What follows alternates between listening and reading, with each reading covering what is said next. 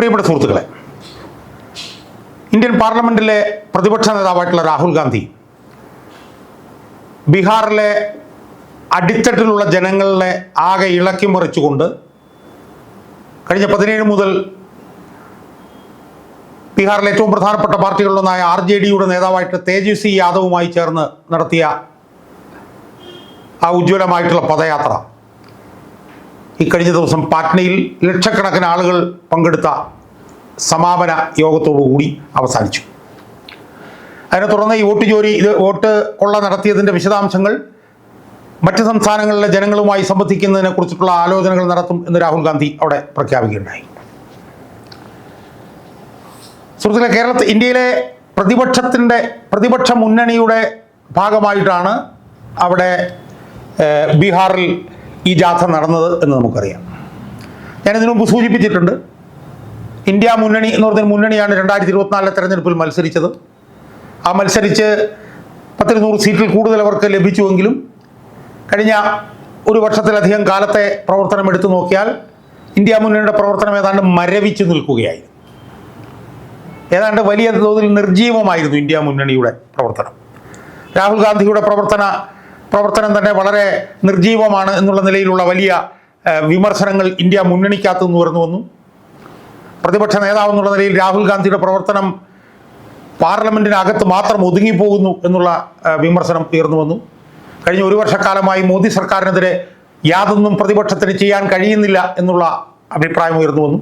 പ്രതിപക്ഷത്തിനിടയിൽ തന്നെയുള്ള അഭിപ്രായ വ്യത്യാസങ്ങൾ ശക്തമായി. ആം ആദ്മി പാർട്ടി പ്രതിപക്ഷത്ത് ഇന്ത്യ മുന്നണിയിൽ നിന്ന് അവർ വിട്ടുപോയി. തൃണമൂൽ കോൺഗ്രസിനും വലിയ തോതിലുള്ള അതൃപ്തി ഉണ്ടായിരുന്നു. CPIക്കും CPMനും ഒക്കെ അതൃപ്തി ഉണ്ടായിരുന്നു. കോൺഗ്രസിനകത്ത് തന്നെ പടലപ്പിണക്കങ്ങൾ ശക്തിപ്പെട്ടു വരികയായി. ആ നിലയിലുള്ള വലിയ തോതിലുള്ള അന്തഛിദ്രങ്ങൾ ഇന്ത്യ മുന്നണിയിൽ തന്നെ ശക്തിപ്പെട്ടുകൊണ്ടിരിക്കുന്ന ഒരു കാലത്താണ് ഈ കഴിഞ്ഞ ഓഗസ്റ്റ് 7-ാം തീയതി BJP സർക്കാർ തെരഞ്ഞെടുപ്പ് കമ്മീഷൻ ഉപയോഗിച്ച് ചെയ്ത വലിയൊരു വോട്ട് കൊള്ളയുടെ ഞെട്ടിക്കുന്ന ചിത്രവുമായി രാഹുൽ ഗാന്ധി രംഗത്ത് വന്നത്.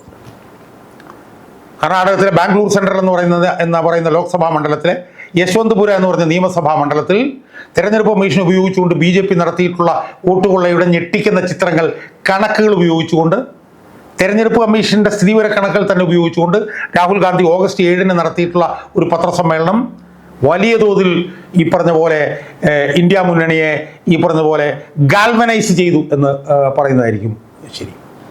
അതുവരെ ഇന്ത്യ മുന്നണിയോട് മുഖതിരിഞ്ഞ നിന്നിരുന്ന പാർട്ടികൾ അവർ തിരിച്ച് ഇന്ത്യ മുന്നണിയിലേക്ക് വന്നു. ആം ആദ്മി പാർട്ടി തിരിച്ചു വന്നു. തൃണമൂൽ കോൺഗ്രസ് തിരിച്ചു വന്നു. മുന്നണി ശക്തിപ്പെടുന്നു എന്നുള്ളൊരു നില വന്നു. അതിനെ തുടർന്നാണ് ഈ കഴിഞ്ഞ ഓഗസ്റ്റ് 17 മുതൽ തെരഞ്ഞെടുപ്പ് 2 മാസങ്ങൾക്ക് മുമ്പ് നടക്കാൻ പോകുന്ന ബീഹാർ എന്ന് പറഞ്ഞ സംസ്ഥാനത്ത് രാഹുൽ ഗാന്ധിയും തേജസ്വി യാദവും കൂടി ചേർന്നിട്ട് വലിയൊരു യാത്ര ആസൂത്രണം ചെയ്തത്. ഏതാണ്ട് 100-ലധികം മണ്ഡലങ്ങളിലൂടെ ഏതാണ്ട് 1300 കിലോമീറ്റർ സഞ്ചരിക്കുന്ന ഒരു യാത്ര ആസൂത്രണം ചെയ്യപ്പെട്ടു. ആ യാത്രയിലൂടെ ഈ വോട്ട് കൊള്ളയുടെ യഥാർത്ഥ ചിത്രം ബീഹാറിലെ പാവപ്പെട്ട സാധാരണക്കാരായിട്ടുള്ള ജനങ്ങളുടെ ഇടയിലേക്ക് നേരിട്ട് എത്തിക്കുക എന്ന ലക്ഷ്യത്തോടു കൂടിയാണ് രാഹുൽ ഗാന്ധിയും തേജസ്വി യാദവും കൂടി ചേർന്ന് ഈ യാത്ര ആസൂത്രണം ചെയ്തത്. ആ യാത്ര വലിയ തോതിൽ ജനങ്ങളെ ആകർഷിച്ചു എന്നാണ് നമ്മൾ മനസ്സിലാക്കുന്നത്.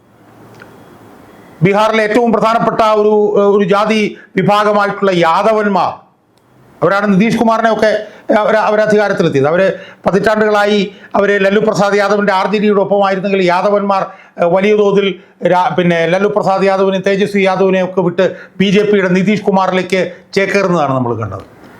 യാദവ് എന്ന് പറയുന്ന ആ വിഭാഗങ്ങൾ വലിയ തോതിൽ RJDയെയും കോൺഗ്രസിനെയും പിന്തുണയ്ക്കുന്ന നിലയിലേക്ക് കാര്യങ്ങൾ വന്നു എന്നാണ് ഈ ജാഥയെ നിരീക്ഷിക്കുന്നവർ പറയുന്നത്. അതുപോലെ തന്നെ വലിയ തോതിൽ മുസ്ലിം ജനവിഭാഗം അവർ ഈ പ്രതിപക്ഷ മുന്നണിയെ പിന്തുണയ്ക്കുന്ന ഒരു നിലയിലേക്ക് കാര്യങ്ങൾ വന്നു എന്നാണ് നിരീക്ഷിക്കപ്പെടുന്നത്. അതുപോലെ തന്നെ ബീഹാറിൽ 65 ലക്ഷത്തോളം വോട്ടർമാരെ ഒഴിവാക്കിയ ഈ സ്പെഷ്യൽ ഇൻറ്റൻസീവ് റിവിഷൻ എന്ന് പറഞ്ഞ SIR എന്ന് പറഞ്ഞ ഇതിനെതിരെ വലിയ തോതിലുള്ള പ്രതിഷേധവും എതിർപ്പും ബീഹാറിലെ താഴെത്തട്ടിലുള്ള ജനങ്ങളിൽ നിന്ന് ഉയർന്നുകൊണ്ടിരിക്കുന്നു എന്നും നമുക്ക് മനസ്സിലാക്കാൻ കഴിയും. സുഹൃത്തുക്കളെ, ഈ ഒരു യാത്ര പ്രതിപക്ഷത്തെ ശക്തിപ്പെടുത്തി എന്ന് പറയുന്നതിൽ യാതൊരു തെറ്റുമില്ല എന്നാണ് എനിക്ക്. പ്രതിപക്ഷ പ്രവർത്തനം എങ്ങനെ ജനകീയമാക്കാം എന്നതിൻ്റെ ഉത്തമ ഉദാഹരണമായിരുന്നു ഈ ജാഥ.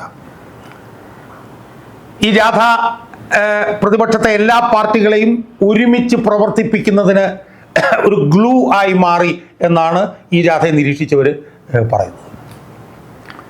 ഈ ജാഥയുടെ തുടക്കത്തിൽ നോക്കിയാൽ ഇടതുപക്ഷ പാർട്ടികളൊക്കെ ഈ ജാഥയോട് സഹകരിച്ചു.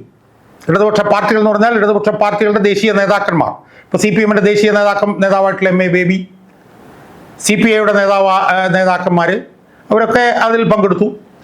അതിൻ്റെ സമാപന യോഗത്തിലും ഇവരെല്ലാം പങ്കെടുത്തു. CPIയുടെ CPM ഒക്കെ ദേശീയ നേതാക്കന്മാരും പങ്കെടുത്തു. സുഹൃത്തുക്കളെ, ആ ജാഥയ്ക്കിടയിൽ ഇന്ത്യ മുന്നണിക്ക് ഉള്ള അവരുടെ മുഖ്യമന്ത്രിമാർ മിക്കവാറും എല്ലാവരും തന്നെ പങ്കെടുത്തു. ആരൊക്കെ പങ്കെടുത്തു? ജാർഖണ്ഡിൻ്റെ മുഖ്യമന്ത്രിയായിട്ടുള്ള ഹേമന്ത് സോറൻ പങ്കെടുത്തു. കർണാടക മുഖ്യമന്ത്രി സിദ്ധാരാമയ്യ പങ്കെടുത്തു. തമിഴ്നാടിൻ്റെ മുഖ്യമന്ത്രി MK സ്റ്റാലിൻ പങ്കെടുത്തു.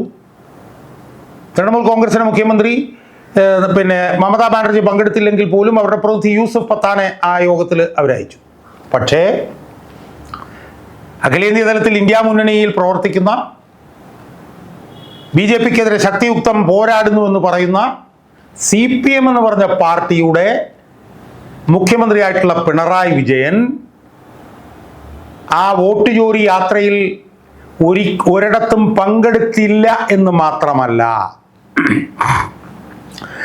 പങ്കെടുക്കാതിരുന്നതിന് വേണ്ട ന്യായീകരണങ്ങളൊക്കെ പറയാം. ശാരീരിക അസ്വാസ്ഥ്യം ഉണ്ടെന്നോ അല്ലെങ്കിൽ ഇവിടെ എന്തെങ്കിലും വേറെ ഒരുപാട് പണികളുണ്ടെന്നോ ഇതൊക്കെ പറഞ്ഞൊക്കെ ഒഴിവാകാം. ഇതൊന്നും ചെയ്തില്ല എന്ന് മാത്രമല്ല, ഈ വോട്ട് ചോരി യാത്രയെ പിന്തുണച്ചുകൊണ്ട് ഒരു പ്രസ്താവന പോലും ഇറക്കിയില്ല പിണറായി വിജയൻ. ഒരു പ്രസ്താവന ഇറക്കിയില്ല. വോട്ട് ചോരി യാത്രയെ പിന്തുണച്ചുകൊണ്ട് ഒരു Facebook പോസ്റ്റ് പോലും പിണറായി വിജയൻ ഇറക്കിയില്ല. സുഹൃത്തുക്കൾ, ഒന്ന് ആലോചിച്ച് നോക്കി, എത്ര നീചമായിട്ടുള്ള സമീപനം എന്ന് ആലോചിച്ച് നോക്കി. BJP എന്ന് പറഞ്ഞ ഈ സർക്കാരിനെ മൊത്തം അതിൻ്റെ വിശ്വാസ്യത മുഴുവൻ തകർത്ത ഒരു പ്രചരണമായിരുന്നില്ലേ ഈ വോട്ട് ചോരി, ഈ വോട്ട് കൊള്ളക്കെതിരായിട്ടുള്ള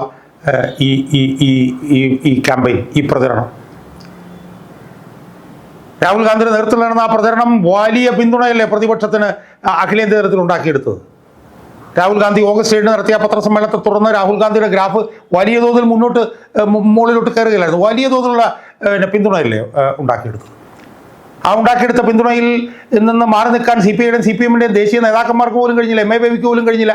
MA ബേബി കഴിഞ്ഞ ദിവസം നിന്നുകൊണ്ട് ഈ വോട്ട് ചോരി യാത്രയെ മുക്തകണ്ഠം പ്രശംസിക്കുന്നത് നമ്മൾ കണ്ടു. പക്ഷേ കേരളത്തിൽ ഇന്ത്യയിൽ ആകപ്പാടെയുള്ള ഒരു CPMൻ്റെ മുഖ്യമന്ത്രി പിണറായി വിജയൻ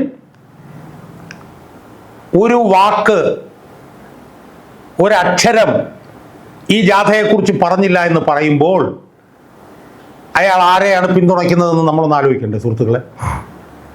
അയാൾ BJPക്കെതിരെ പറയുന്നതിനകത്ത് എന്തെങ്കിലും ഉളുപ്പുണ്ടോ എന്നുള്ളത് നമ്മൾ ആലോചിക്കണ്ടേ? അയാൾ BJPക്കെതിരായിട്ട് പറയുന്ന മുഴുവൻ വെറും അസംബന്ധങ്ങളാണ്, വെറും വാചാടോപങ്ങളാണ് എന്ന് നമ്മൾ വിശ്വസിക്കണ്ടേ? BJP എന്താ ചെയ്തത്? BJP ഇന്ത്യയുടെ ജനാധിപത്യ സംവിധാനത്തെ അട്ടിമറിക്കുകയല്ലേ BJP ചെയ്തത്? തെരഞ്ഞെടുപ്പിനെ അട്ടിമറിക്കുകയല്ലേ BJP ചെയ്തത്? തെരഞ്ഞെടുപ്പ് അട്ടിമറി നടത്തിക്കൊണ്ട് BJP അധികാരത്തിൽ വന്നല്ലേ കർണാടകത്തിലെ അനുഭവം തെളിയിക്കുന്നത്. ബീഹാറിൽ 65 ലക്ഷം പേരുടെ തെരഞ്ഞെടുപ്പ് വോട്ടവകാശം ഇല്ലാതാക്കുകയല്ലേ BJP ചെയ്തുകൊണ്ടിരിക്കുന്നത്. അപ്പോൾ ആ BJPക്കെതിരെ അരയും തലയും മുറുക്കി രംഗത്ത് ഇറങ്ങാനുള്ള ഉത്തരവാദിത്വം പ്രധാനമായിട്ടുള്ള ആളല്ലേ പിണറായി വിജയൻ എന്ന് പറയുന്ന കേരളത്തിലെ CPMൻ്റെ മുഖ്യമന്ത്രി. അയാൾ ഏത് മാളത്തിലാണ് വിളിച്ചിരിക്കുന്നത്? അയാൾ BJPയുടെ പൃഷ്ഠം താങ്ങുകയല്ലേ, BJPയുടെ മൂട് താങ്ങുകയല്ലേ അയാൾ യഥാർത്ഥത്തിൽ ഇതിലൂടെ ചെയ്തുകൊണ്ടിരിക്കുന്നത്. ഈ വോട്ട് ചോരി യാത്രയെക്കുറിച്ച് എന്താണ് പിണറായി വിജയൻ്റെ അഭിപ്രായം എന്ന് പറയാൻ അയാൾക്ക് ബാധ്യതയില്ലേ? വോട്ട് ചോരി എന്ന് പറയുന്നത് ഇന്ത്യയുടെ ഭരണഘടനയെ തകർക്കുന്ന പണിയാണോ? വോട്ട് ചോരി എന്ന് പറയുന്നത് ഇന്ത്യയുടെ ഇലക്ഷൻ സംവിധാനത്തെ തകർക്കുന്ന പണിയാണോ? വോട്ട് ചോരി എന്ന് പറയുന്നത് ഇന്ത്യയുടെ ജനങ്ങളുടെ വോട്ടവകാശം ഇല്ലാതാക്കുന്ന പ്രവർത്തനമാണോ? ബീഹാറിൽ 65 ലക്ഷം പേരുടെ വോട്ടവകാശം ഇല്ലാതാക്കിയത് ജനാധിപത്യത്തിന് ഗുണകരമാണോ ദോഷകരമാണോ? ഇതൊക്കെ പറയാനുള്ള ബാധ്യത, ഉത്തരവാദിത്വം, ചുമതല അത് കേരളത്തിലെ മുഖ്യമന്ത്രി പിണറായി വിജയനില്ലേ സുഹൃത്തുക്കളെ?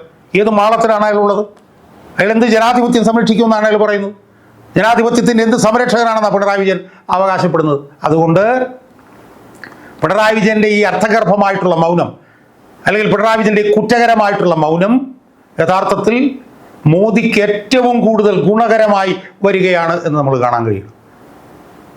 ജനാധിപത്യത്തെ കഴുത്തി ഞെരിച്ചു കൊല്ലുന്ന ഈ പണി BJP സർക്കാർ ചെയ്യുമ്പോൾ പിണറായി വിജയൻ മാളത്തിൽ കയറി ഒളിച്ചിരിക്കുകയാണ് സുഹൃത്തുക്കളെ. അതുകൊണ്ട് പിണറായി വിജയൻ്റെ ഈ സമീപനം BJPയുടെ മൂട് താങ്ങുന്നതിന് തുല്യമാണ് എന്ന് നമുക്ക് കാണാൻ കഴിയും. ഇന്ത്യൻ ജനാധിപത്യത്തെ കഴുത്തി ഞെരിച്ചു കൊല്ലുന്ന BJPയുടെ ഈ സമീപനത്തിനെതിരായി പിണറായി വിജയൻ മിണ്ടാതിരിക്കുമ്പോൾ അത് BJPക്ക് ഓശാര പാടുന്നതായി നമ്മൾ മനസ്സിലാക്കണം. പിണറായി വിജയൻ ഇതിനെക്കുറിച്ച് എന്താണ് പറയാനുള്ളത് എന്ന് അറിയാൻ ജനങ്ങൾക്ക് ആഗ്രഹമുണ്ട് എന്ന് നമ്മൾ മനസ്സിലാക്കണം. അതുകൊണ്ട് BJPക്കെതിരെ പിണറായി വിജയൻ എന്തെങ്കിലുമൊക്കെ പറഞ്ഞിട്ടുണ്ടെങ്കിൽ അതൊന്നും മുഖവിലക്കെടുക്കാൻ ജനങ്ങൾ തയ്യാറാവില്ല എന്ന് നമ്മൾ മനസ്സിലാക്കണം. തെരഞ്ഞെടുപ്പ് അട്ടിമറിച്ചുകൊണ്ടാണ് BJP അധികാരത്തിൽ വന്നത് എന്ന പ്രചരണം ശക്തമായി മുന്നോട്ട് ഇന്ത്യയിലെ പ്രതിപക്ഷം കൊണ്ടുപോകുമ്പോൾ ആ കാര്യത്തിൽ ഒരു അഭിപ്രായം പോലും പറയാനുള്ള നട്ടല്ലോ ആർജവും ഇല്ലാത്ത പിണറായി വിജയൻ മോദിയെയും അമിത്ഷായെയും അകമഴിഞ്ഞ് പിന്തുണച്ച് അവരുടെ മൂട് താങ്ങി നിൽക്കുകയാണ് എന്ന് ജനങ്ങൾ മനസ്സിലാക്കണം.